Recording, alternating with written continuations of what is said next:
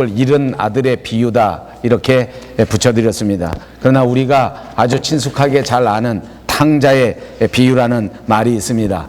이 탕자의 비유라는 말은 성경 중에 성경, 복음 중에 복음, 그리고 비유 중에 비유라 이렇게 극찬을 받는 대목의 말씀입니다. 어떤 신학자는 이 대목을 가리켜서 비유의 왕이다 이렇게 할 만큼 성경 자체에 아주 중요한 내용을 담고 있는 대목이고, 그리고 하나님께서 우리를 향하신 하나님의 크신 사랑을 가장 잘 보여주는 비유의 하나라고 말할 수 있습니다.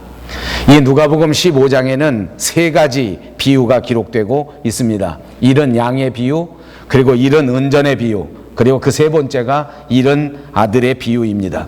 이 세 가지 비유는 모두가 다 잃은 것에 대하여, 그리고 또 잃어버렸던 것을 다시 찾은 그 찾았을 때의 기쁨과 즐거움에 대하여 말씀하고 있습니다. 첫 번째 비유와 두 번째 비유는 그 줄거리와 그 내용이 아주 비슷해서 차라리 동일하다고 말할 수 있습니다. 다만 하나는 양을 잃어버렸고 또 다른 하나의 비유에는 은전, 드라크마, 그러니까 돈을 잃어버렸다가 다시 찾은 것입니다. 잃은 양의 비유는 100 중에서 하나를 잃어버린 것이고, 잃은 돈의 비유에서는 10 중에서 하나를 잃어버렸던 것입니다. 그리고 셋째, 잃은 아들의 비유, 오늘 본문으로 선택한 비유에서는 둘 아들 가운데 하나를 잃어버렸다가 다시 찾은 것입니다.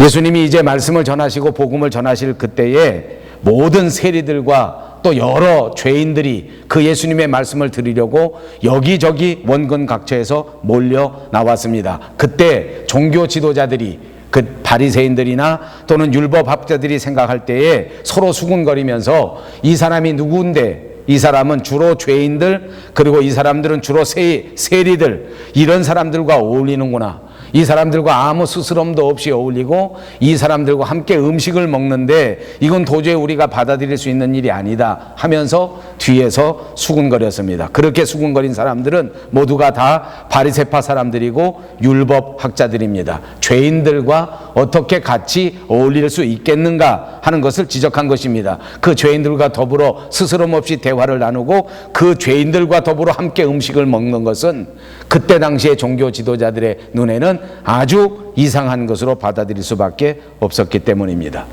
예수님은 이제 이렇게 이상하게 생각하는 바리새파 사람들, 그리고 율법학자들 뒤에서 수군거리는 이 모든 것을 아시고 그 사람들에 대하여 이 세 가지 비유를 말씀하시는 것입니다. 그러므로 예수님의 속마음에는 이 비유를 말씀하시면서 마음속에 하나님의 진짜 원하시는 것, 하나님께서 정말로 기뻐하시는 것은 어떤 것이다 하는 것을 이들에게 가르쳐 주고 싶으셨습니다. 이 세 가지 비유는 모두가 다 세리, 그리고 다 죄인들, 이런 사람들과 이 종교 지도자 바리새파 사람들, 그리고 율법학자들, 그리고 서기관들을 서로 비교하면서 정말 하나님이 인정하시는 사람들, 그리고 정말 하나님이 기뻐하시는 것은 잃어버린 한 영혼이 다시 하나님 앞에 돌아오는 것, 세상에서 하나님을 알지 못하고 죄 가운데 살아간 죄인들이 돌아와서 복음 안에서 구원을 받는 그것이 하나님이 가장 기뻐하시는 일이요 하나님이 영광 받으시는 일이다 하는 것을 비유를 통하여 우리에게 가르쳐 주신 것입니다. 이제 어떤 사람에게 아들이 둘이 있었습니다. 그런데 이제 작은 아들이 아버지에게 찾아왔습니다. 그리고 아버지 재산 가운데서 미리 내가 받을 수 있는 내 몫을 먼저 주십시오 이렇게 요청한 것입니다. 그런데 성경에 보니까 아버지는 이런 요구를 받고 자기의 재산을 나누어 줍니다. 여러분, 이때 당시에 유산을 나눠줄 때에는 장자, 그러니까 첫 번째 아들에게는 다른 형제들보다 2배가 되도록 주는 것이 법이었습니다. 그러니까 이 집안에 아들이 둘이 있었으니까 아버지 재산 전체를 셋으로 나누어서 그 셋 가운데 둘은 장자에게 주고, 그리고 하나는 이 둘째 아들에게 주면 되는 일이었습니다. 자, 아직도 아버지가 건강하고 아직도 아버지가 노동을 할 수 있는 나이인데, 아직도 아버지가 돌아가신 것이 아닌데, 그런데 아들이 와서 아버지에게 재산을 내놓으라고 하는 것입니다. 옛날이나 지금이나 이런 상황이 생겼다고 하면 이 아들은 분명히 불량스러운 아들입니다. 분명히 이 아들은 불효자식입니다. 그런데 오늘 성경 본문에 보면 좀 이상한 의문점이 있지 않습니까? 이때 아버지가 이토록 불량스럽고 이토록 정상적이지 않은 불효 자식에게 한마디 말씀도 없이, 그리고 거절하지도 않으시고 그냥 이 자식에게 자기 재산을 나누어 줍니다.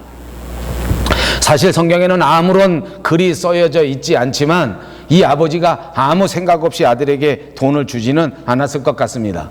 저도 아들의 입장에서, 그리고 또 아버지의 입장에서 이 대목을 생각해 보니까 아버지가 아무 생각 없이 기다렸다는 듯이 돈을 주지는 않았을 것이라고 상상해 봅니다.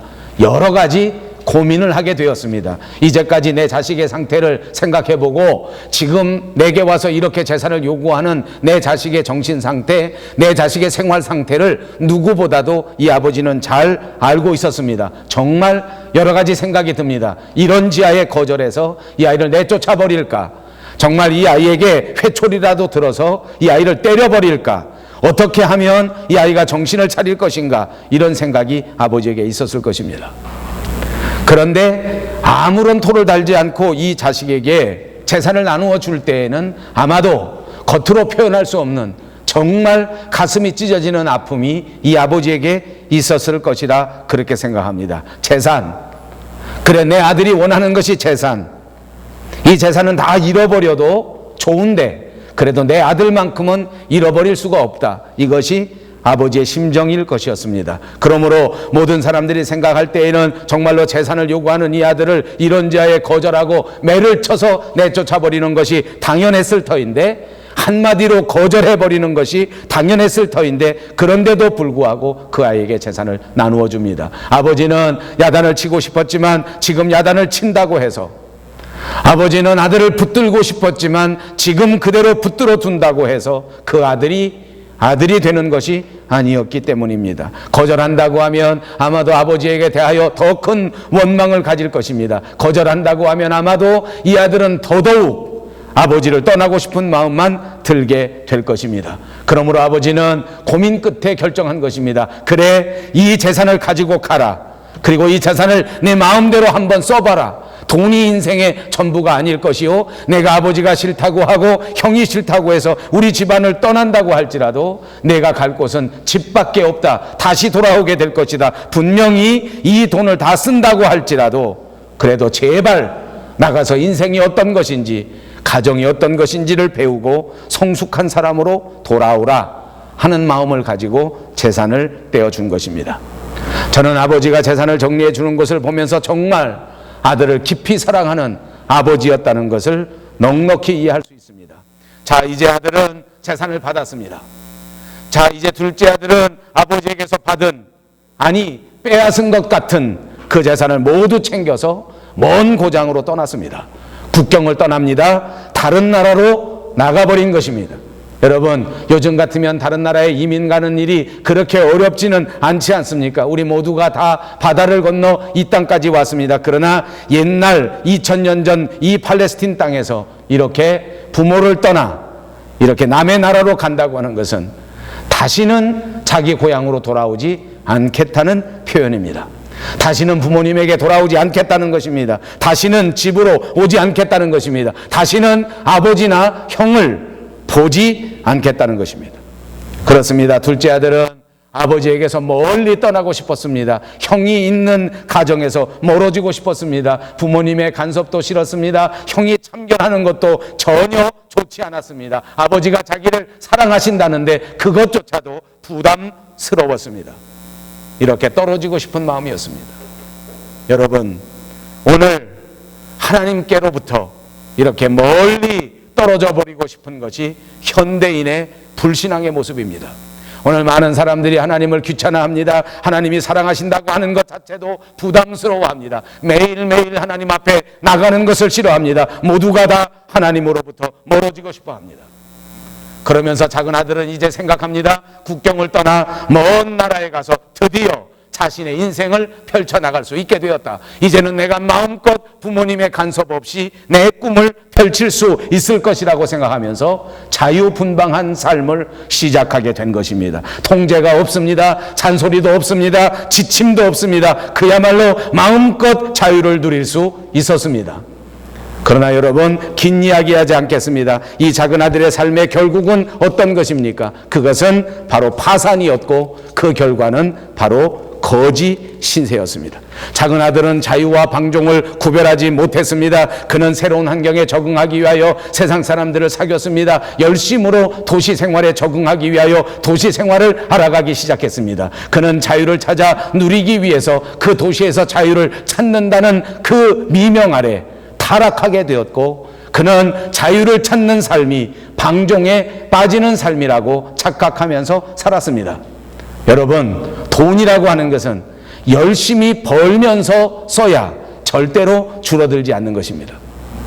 벌지 아니하면 돈은 킵할 수가 없는 것입니다. 아무리 많은 재산이라고 할지라도 방종하면 바닥나는 법입니다. 우리는 이 대목에서는 이해가 많은 사람들 아닙니까? 이민 와서 보니까 그렇습니다. 벌지 않으면 아무리 많이 돈을 가지고 온다고 할지라도 그 돈이 금방 없어져 버리지 않습니까? 금방 바닥납니다. 여러분, 그러므로 정말 자식을 사랑하는 아버지라고 하면 돈을 버는 법을 가르쳐야 합니다. 그리고 돈을 모으는 법을 가르쳐야 합니다. 그리고 난 다음 어떻게 돈을 쓰는가 하는 것을 가르치는 것이 올바른 방법이다, 그 말입니다. 여러분, 돈이 무엇입니까? 우리 한국말 가운데 아주 재미있지 않습니까? 돌고 돌아서 돈이라 합니다. 동글에서 돈이라고 합니다. 돈이라고 하는 것은 돌고 도는 특성이 있습니다. 그러므로 돈은 스스로 열심히 돌아다니고 싶어 합니다. 어느 한 사람의 품속에 머물러 있고 싶지 않습니다. 계속 돌아다니는 것입니다. 이 둘째 아들이 어떤 일에 돈을 허비했는지는 자세히 모릅니다. 그러나 성경에 보니까 나중에 형이 말하기를 창녀들과 더불어 이 돈을 다 삼켜버렸다, 이렇게 지적한 것을 보니까 건설적인 일에다 돈을 쓰지 않았습니다. 좋은 일에다 돈을 쓰지 않았습니다. 허랑방탕하게 자기 재산, 자기 돈을 다 탕진해버렸습니다. 여러분, 돈 떨어지면 어떻게 되는지 압니까? 어른들은 다 이해할 것입니다. 돈이 떨어지면 다 떨어집니다. 돈 떨어지니까 이상하게 집에 과일이 없습니다. 돈 떨어지니까 이상하게 그날부터 집에 쌀이 없습니다. 돈 떨어지니까 당연히 주머니 속에 차비가 없습니다. 무엇 하나 남은 것이 없습니다. 뭐가 떨어졌습니까? 돈이 떨어졌습니다. 그런데 살펴보니까 모든 것이 다 떨어졌습니다. 여유도 떨어져 버렸습니다. 마음도 떨어져 버렸습니다. 사랑도 다 떨어져 버리는 것입니다. 오늘 이 작은 아들에게 돈이 떨어졌습니다. 돈이 떨어지고 나니까 그가 가지고 있는 모든 체면도 다 떨어져 버렸습니다. 그가 가졌던 인격도 다 떨어져 버렸습니다. 그가 꿈꾸어왔던 모든 인생의 꿈도 젊음도 아무 소용없이 모두가 다 땅에 떨어져 버렸습니다.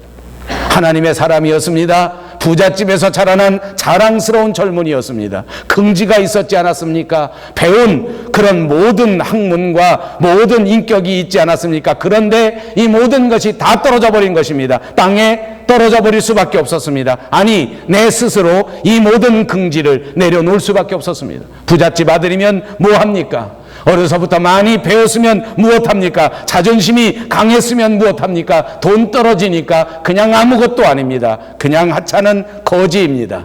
그냥 하찮은 종에 불과했습니다. 여러분, 믿음 없어지면 어떻게 되는지 압니까? 그냥 하찮은 세상에 아무 가치 없는 인간으로 떨어져 버리는 것입니다. 설상가상으로 그때 그 지역에 흉년이 다가온 것입니다. 당장 먹고 살 것도 없는데 당장 잠잘 집도 없습니다. 오늘 하루 이 순간이 다급합니다. 내일이 문제가 아닙니다. 다음 끼니가 문제가 아닙니다. 지금 당장 어디 갈 데도 없고 먹을 것이 하나도 없지 않습니까? 그러니까 모든 긍지도 내려놓을 수밖에 없고 모든 인격도 내려놓을 수밖에 없고 모든 꿈도 다 던져버릴 수밖에 없습니다. 그러니까 할 수 없이 여기저기 떠돌아다니다가 겨우 어느 한 집에 붙여서 살게 되었다고 성경이 기록하고 있습니다. 그저 그 주인이 거두어 주었습니다. 붙들어서 일이나 시켜서 겨우겨우 밥이나 주려는 생각 아닙니까? 그렇게 종으로 받아들인 것입니다. 그래서 그 주인은 이 작은 아들을 들러 보내서 돼지를 치게 하였습니다. 여러분, 유대인들에게는 돼지 치는 일이 특별한 의미를 가지고 있습니다. 왜냐하면 하나님의 선민이라는 사람들은 돼지 치는 일에는 절대로 종사하지 않았습니다. 왜냐하면 돼지는 기르지도 않고 돼지는 먹지도 않습니다. 귀한 아들, 부잣집 아들이 땅에 떨어져도 정말 더 이상 떨어질 수 없는 가장 밑바닥으로 떨어진 것입니다. 돼지 쳐다보지도 않고 기르지도 않고 먹을 수도 없는 그 돼지를 쳐야 했고, 그 돼지가 먹는 취업 열매로 줄인 배를 채워야 했습니다. 그나마도 넉넉하지 않았습니다. 더 이상 떨어질 수 없는 가장 밑바닥에 떨어지고 나니까 이 작은 아들에게 정신이 벌쩍 들어오게 되었습니다. 얼마나 다행입니까? 인생의 마지막 순간에 고생을 하다 보면 이렇게 정신이 번쩍 들어오는 때가 있는 모양입니다. 저는 목사로서 이런 생각을 해봅니다. 그것이 얼마나 큰 은혜인가.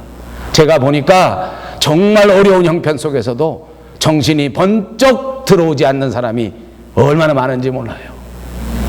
정신이 좀 들어와야 되는데 정신이 안 들어와요.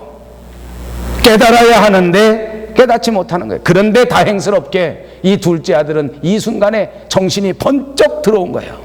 여러분, 회개라는 것이 뭔지 압니까? 자기 자신에게 정신이 번쩍 들어오는 거예요. 번쩍 들어와서 내가 도대체 이게 어떻게 된 것인가, 내가 도대체 지금 뭐 하고 있는가 하는 것을 돌아볼 수 있는 것, 그것이 회개라고 생각합니다. 여러분, 자기 스스로를 돌아볼 때 인격이 성숙하게 되는 것을 믿으시기 바랍니다. 그러므로 날마다 순간마다 자기 자신을 돌아보시고 하나님의 믿음 안에 서 있는가, 든든하게 하나님의 말씀 위에 서 있는가 스스로를 살펴볼 수 있는 여러분 모두가 되시기를 주님의 이름으로 축복합니다. 그렇습니다. 오늘 본문 17절에 보니까 이 작은 아들은 이에 스스로 돌이켜 이르되 내 아버지 집에는 양식이 풍족한 품꾼이 얼마나 많은가, 나는 여기서 주려 죽는구나 라고 생각합니다. 스스로 돌이켜 이렇게 말합니다. 다른 번역에서는 이 스스로 돌이켜라는 말이 자기 자신에게로 돌아왔다라는 말이라고 설명해 줍니다. 그렇습니다. 작은 아들이 아버지에게 돈을 달라고 하면서 형의 집을 떠나고 아버지 집을 떠날 때에는 그 사람 자기 자신이 정신이 나간 것입니다. 자기 자신이 아닙니다. 자기 자신에게서부터 떠난 것입니다. 아버지를 떠난 것이 아니라 나 자신에게서 떠난 것이요, 내 집을 배반하고 떠난 것이 아니라 내 인생 자체에서 떠나버린 것을 의미하는 것이다, 그 말입니다. 우리 인생이 마찬가지입니다. 하나님을 떠나는 그 순간 내 인생 자체에서도 떠나게 된다고 하는 사실을 알게 되시기를 바랍니다. 그러므로 하나님을 상실한다는 것, 그러므로 믿음을 상실한다는 것, 그러므로 말씀을 잃어버린다는 것은 그 순간 나 자신을 잃어버린다는 사실을 꼭 기억하시기를 바랍니다. 둘째 아들은 겨우 회개할 수 있는 기회를 얻었습니다. 정신을 똑바로 차리고 보니까, 정신이 내 앞에 딱 들어오니까 어떤 생각이 납니까? 아하, 이러다가 내가 죽겠구나. 놀라운 은혜입니다. 여러분, 혹시 사시다가 야, 이러다 내가 죽는 게 아닌가 이런 생각 해보신 적이 있습니까? 저는 그런 생각 해본 적이 있습니다. 이렇게 살다 내가 죽는 거 아닌가. 근데 성경에 오늘 보니까 그게 큰 은혜예요. 그걸 모르면 안 돼요. 여러분, 이러다가 죽을 수 있습니다. 잠깐입니다. 잠깐입니다. 길거리 지나가다가 교통사고 나도 죽을 수 있습니다. 남들은 다 병원 가면 고치는 질병인데 자기는 병원에 들어갔다가 그만 못 고치고 몇 달 만에 죽어버릴 수 있습니다. 살다 갑자기 정신이 나가면 스스로 자기 목숨을 스스로 해쳐버리고 죽어버릴 수 있습니다. 사는 것과 죽는 것이 한 걸음 차이입니다. 우리 인생 바로 한 걸음 옆에 죽음이 있다는 사실 명심하시기 바랍니다. 작은 아들은 생각했습니다. 내가 죽을 수도 있다. 이렇게 살다 내가 죽을 수도 있다. 이 순간 하나님을 잃어버리고 내가 살다가 정말 죽을 수 있다. 여러분, 호주머니에 돈이 가득할 때는 자기 자신을 돌아보기가 정말 어렵습니다. 누가 알아주고, 누가 인정해주고, 누가 칭찬해주고, 누가 높여주고, 누가 권력을 맡겨주어서 큰 힘을 가지고 있을 때에는 자기 자신의 실존을 보지 못할 때가 많단 말입니다. 친구가 많아서 행복하게 살 때는 자기 자신을 모릅니다. 그런데 돈 떨어지고, 그런데 친구가 떨어지고, 그런데 명예도 떨어지고, 그런데 좋아하던 거 다 놓고 나니까, 내 주변에 있는 모든 사람들이 다 떠나버린 것 같으니까 그때서야 자기 자신이 보이기 시작하는 것입니다. 작은 아들은 지금 들판에서 혼자서 고독을 씹고 있습니다. 작은 아들은 지금 자기 고향이 아닌 먼 타국에 혼자 덩그러니 남아 있습니다. 여러분, 사람은 가끔은 혼자 있어봐야 자기 자신을 들여다볼 수 있는 것입니다. 그러므로 고독은 언제나 자기 자신을 돌아볼 수 있는 시간이라고 하는 사실을 믿으시기 바랍니다. 때로 살아가면서 나는 혼자만 남았구나, 때로 살아가면서 나는 외롭구나, 때로 살아가면서 나는 혼자 고독하게 있구나 라고 생각이 드십니까? 바로 그 시간이 자기 자신을 돌아보고 오늘 우주 만물을 주관하시는 하나님을 발견할 수 있는 축복된 시간이라고 하는 사실을 꼭 기억하시기를 바랍니다. 작은 아들이 이 순간에 자기가 살 수 있는 길은, 그 유일한 소망은 오로지 아버지라고 하는 사실을 깨닫습니다. 그렇습니다. 작은 아들에게는 오직 하나 남은 희망이 아버지였습니다. 아버지에게로 돌아가는 것, 아버지에게로 다시 가는 것, 그것만이 살아날 수 있는 길이라는 것을 생각하게 된 것입니다. 여기서 작은 아들은 자기 자신의 스스로의 모습을 스스로 살펴보면서 죽음을 생각하게 됐고, 그 죽음 가운데서 이 죽음을 면하기 위해서는 오로지 아버지밖에 없다고 하는 것을 생각하게 되었고, 드디어 하늘을 생각하게 되었습니다. 여러분, 내가 아버지와 하늘 앞에 죄를 지었다고 이 아들이 고백할 때의 하늘이라고 하는 것은 이스라엘 사람들이 하나님을 가리키는 낱말입니다. 하나님을 감히 부를 수 없기 때문에 조심해서 쓰는 말이 하늘이라는 말입니다. 그러므로 내가 하늘에 죄를 지었다는 것은 하나님 앞에 죄를 지었다는 깨달은 것입니다. 하늘에 죄를 지었다는 것, 그것은 하나님께 죄를 지었다는 것입니다. 내가 일어나서 아버지께 가서 이르기를, 아버지, 내가 하늘과 아버지께 죄를 지었사오니 지금부터는 아버지의 아들이라 일컬음을 감당하지 못하겠습니다. 나를 그냥 아들이라고 생각하지 마시고 품꾼의 하나로 보아 주십시오 라고 말하면서 용서를 빌어야 되겠다라고 결심한 것입니다. 다만 아버지의 집에 돌아가야만 살 수 있다고 생각해서 이제 더 이상은 어떤 조건이라도, 어떤 특권이 없어진다 하더라도, 아들의 특권을 받지 못한다고 할지라도 아버지에게로 돌아가야 되겠다. 이것이 작은 아들의 깨달음이었습니다. 여러분, 이제야 이 작은 아들이 사람이 된 것 아닙니까? 이제야 작은 아들이 정말로 아들이 된 것입니다. 여러분, 또 한편에는 이 작은 아들을 떠나보내고 날마다 아들이 돌아오기를 기다리는 아버지가 있습니다. 아들이 돌아오면 용서해 주겠다. 나간 것을 다 회개하고 그리고 돌아오기만 하면 내가 용서하겠다. 이렇게 생각한 것이 아닙니다. 이미 집을 떠나는 순간부터 아버지는 용서해 놓으셨습니다. 언제든지 제발 깨닫고 돌아오라. 언제든지 생명의 근본을 깨닫고 돌아오라. 언제든지 진짜 아들이 되어 다시 내 품으로 오라. 언제든지 다시 인간이 되어 집으로 돌아오라. 그러므로 그는 날마다 용서해놓고 그 아들을 기다립니다. 아들이 집에 당도하기는 아직도 거리가 먼 곳에 있었습니다. 터벅터벅 아버지의 집을 향하여 돌아오는 아들을 아버지는 먼저 보았습니다. 아들은 돌아오면서 아직도 아버지를 발견하지 못했습니다. 아직도 한참 걸어야 할 먼 거리에 있습니다. 그런데 날마다 문 앞에 서서 그 아들이 돌아오기를 기다리는 아버지는 벌써 이 아들을 발견하였습니다. 그리고 먼 거리에 있는 아들을 알아보셨습니다. 늙은 아버지는 마치 어린아이처럼 청년처럼 뛰어나갑니다. 그리고 아들을 측은히 여기시며 아들의 목을 끌어안고 입을 맞추면서 반갑게 맞아주셨습니다. 우리를 기다리시고 우리를 용서하시고 십자가의 사랑으로 모든 죄가를 치르신 우리 하나님께서는 오늘 이 아버지처럼 우리를 기다리고 계시다가 우리의 모든 허물도 덮어주시고 우리의 모든 잘못도 용서해 주시는 큰 사랑을 가지고 우리를 기다린다는 사실을 꼭 믿으시기를 바랍니다. 우리가 상상할 수 없는 큰 은혜를 가지고 오늘도 우리를 부르십니다. 아들이 입을 열었습니다. 아버지, 제가 아버지와 하늘 앞에 큰 죄를 졌습니다. 이제 더 이상 용서받을 수 없는 아들이기 때문에 더 이상은 아버지의 아들이라고 불릴 수 있는 자격이 없습니다. 그런 자격은 없으니 아들이라고 인정해 주시지 않아도 좋으니 아버지 집에서 목숨을 연명할 수 있게 해 주십시오. 그런데 아버지는 어떻게 합니까? 아들에게 아무 대답도 하지 않습니다. 처음 재산을 나눠줄 때에도 그 고민 가운데, 그 고통 가운데서 아무 말 없이 재산을 나누어 줬던 것처럼 아마 이 순간에도 아버지는 마음속에 여러 가지 생각이 있었을 것입니다. 그래 이놈의 자식 그걸 인지 알았느냐? 그래 이놈아 몸은 괜찮으냐? 여러 가지 할 말이 있었을 것입니다. 여러 가지 깨우쳐 줄 것이 있었을지도 모릅니다. 그런데도 또다시 이 아버지는 아무 말도 하지 않았습니다. 왜 그랬을까요? 저도 아버지입니다. 저는 이 대목에서 이런 생각을 합니다. 아하, 내가 돌볼 때 내 아들은 방탕한 아들이 될 수 있었지만 하나님이 돌보실 때 진정한 사람이 되어 다시 돌아오는구나. 이것이 부모의 심정입니다. 내 아들을 내가 도와주고 싶지 않은 부모가 어디 있겠습니까? 내가 지켜주고 싶지 않은 부모가 어디 있겠습니까? 그러나 자식은 아버지 앞에 맡겨야 합니다. 아들을 아버지 앞에 맡겨야 됩니다. 하나님 앞에 맡기면 하나님이 사람이 되어 돌아오게 만들어 주시는 것입니다.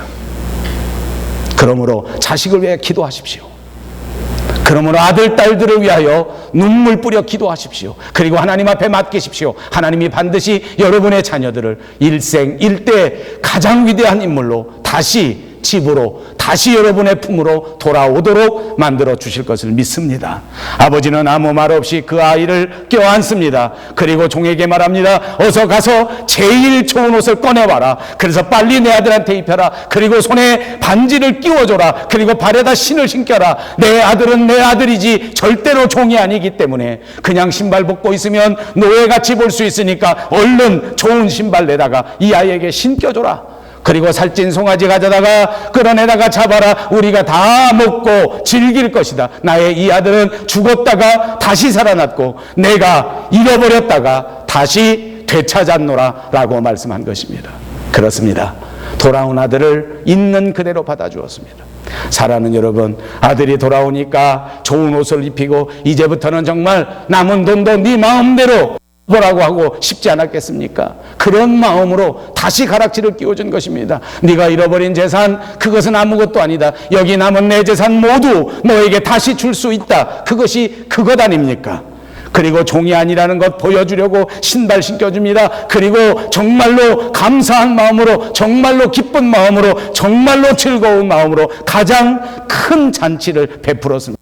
내 아들은 죽었다가 다시 살아났고 내가 잃어버렸다가 다시 얻었다. 그렇게 하니까 그들 모두가 다 즐거워하더라. 그것이 오늘 성경 본문의 내용입니다. 이것이 하나님의 사랑입니다. 이제는 더 이상 주실 것이 없는 것 같은데 또 주시는 것이 하나님이십니다. 이제는 정말 더 이상 사랑해 주시지 않을 것 같은데 그래도 샘물처럼 계속 샘솟듯이 큰 사랑으로 우리에게 내어주시는 것, 다함이 없는 사랑, 하나밖에 없는 예수 그리스도를 십자가에 내어주시기까지 사랑하신 하나님의 사랑인 것을 믿으시기 바랍니다. 이 잃어버린 아들의 비유는 말로 다 할 수 없는 아버지의 사랑을 우리에게 보여줍니다. 그러므로 우리는 오늘 이 아버지의 사랑을 우리 마음속에 다시 되새기시기를 바랍니다. 잃어버린 영혼을 찾아 헤매이는 이 거룩하신 하나님 아버지의 마음을 깨닫고 행여나 들판에 나가 방황하는 심령이 있다고 하면, 행여나 홀로 떨어져서 외롭다고 생각하시는 이들이 있다면 지금 이 순간 하나님의 품으로 돌아서십시오. 그리고 하나님의 품 안에 있는 사랑하는 형제자매 여러분, 우리가 해야 할 일이 뭔지 압니까? 잃어버린 영혼을 다시 찾는 일입니다. 잃어버린 영혼이 하나님 앞에 왔을 때에 그 어느 때보다도 따뜻한 마음으로 진심으로 그들을 맞아주어야 합니다. 그들은 죽었다가 다시 살아난 생명이요, 하나님께서 잃어버리셨다가 다시 찾으신 가장 귀한, 천하보다 귀한 심령이기 때문입니다. 그렇습니다. 이제 그 십자가의 사랑, 그 하나님의 사랑에 감격하여 우리 모두 주님 앞에 돌이켜 다시 한번 하나님의 큰 사랑에 부딪히시고 이제 남은 우리의 삶을 하나님의 자녀답게, 하나님의 아들답게, 하나님의 딸답게 신실하게 충성되이 살아갈 수 있는 저와 여러분 모두가 되시기를 주님의 이름으로 축복합니다. 기도하겠습니다. 자비하신 우리 하나님 참 감사합니다. 아들을 떠나보내고 그 아들이 돌아오기를 기다리시는 아버지의 사랑을 통하여 거룩하신 우리 하나님의 사랑을 다시 한번 깨닫습니다. 우리를 향하여 그토록 크신 사랑으로 우리를 불러주셨고 우리를 이끌어주셨고 우리를 기다려주셨던 그 아름다운 사랑을 다시 한번 되새깁니다. 주님, 그렇게 큰 사랑을 받았는데도 미련하여 여전히 세상에 빠져 살면서 여전히 인간의 생각에 사로잡혀서 하나님 앞에 충성되이 살아가지 못했음을 고백합니다. 주여, 이 시간 다시 말씀 앞에 돌아서게 하시고, 주여 이 시간 다시 믿음 앞에 돌아서게 하시고, 주여 이 시간 다시 주님의 십자가 앞에 돌아서게 하여 주시옵소서. 남은 우리의 인생 정말로 하나님 앞에서 최선을 다하여 신실하게 성실하게 충성되이 살아갈 수 있는 종들로 삼아 주시옵소서. 예수님의 이름으로 간절히 기도하옵나이다. 아멘.